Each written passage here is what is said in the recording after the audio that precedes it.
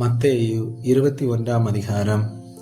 அவர்கள் எருசலேமுக்கு சமீபமாய் சேர்ந்து ஒலிவ மலைக்கு அருகான பெத்பகேயுக்கு வந்தபோது இயேசுவானவர் சீசரில் 2 பேரை நோக்கி, உங்களுக்கு எதிரே இருக்கிற கிராமத்துக்கு போங்கள். போன உடனே அங்கே ஒரு கழுதையையும் அதனோட ஒரு குட்டியையும் கட்டியிருக்க காண்பீர்கள். அவைகளை அவிழ்த்து என்னிடத்தில் கொண்டு வாருங்கள்.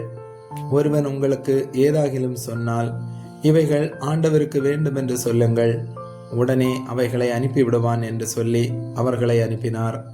இதோ உன் ராஜா சாந்த குணமுள்ளவராய் கழுதையின் மேலும் கழுதை குட்டியாகிய மரியின் மேலும் ஏறிக்கொண்டு உன்னிடத்தில் வருகிறார் என்று சியோன் குமாரத்திக்கு சொல்லுங்கள் என்று தீர்க்கதரிசியினால் உரைக்கப்பட்டது நிறைவேறும்படி இதெல்லாம் நடந்தது.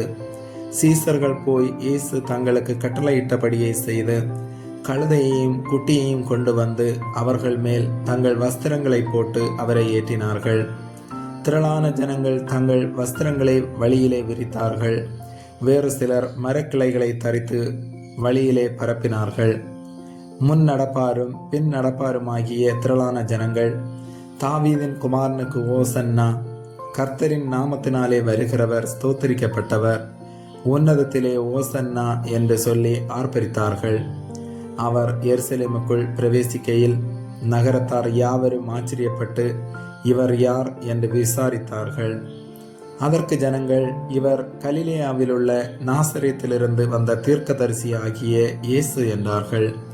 இயேசு தேவாலயத்தில் பிரவேசித்து ஆலயத்திலே விற்கிறவர்களும் கொள்ளுகிறவர்களும் ஆகிய யாவரையும் வெளியே துரத்தி காசுக்காரருடைய பலகைகளையும் புறா விற்கிறவர்களின் ஆசனங்களையும் கவிழ்த்து, என்னுடைய வீடு ஜெப வீடு எனப்படும் என்று எழுதியிருக்கிறது, நீங்களோ அதை கள்ளர் குகையாக்கினீர்கள் என்றார்.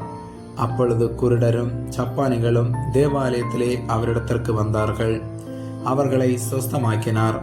அவர் செய்த அதிசயங்களையும் தாவீதின் குமாரனுக்கு ஓசன்னா என்று தேவாலயத்திலே ஆர்ப்பரிக்கிற பிள்ளைகளையும் பிரதான ஆசாரியரும் வேதபாரகரும் கண்டு கோபமடைந்து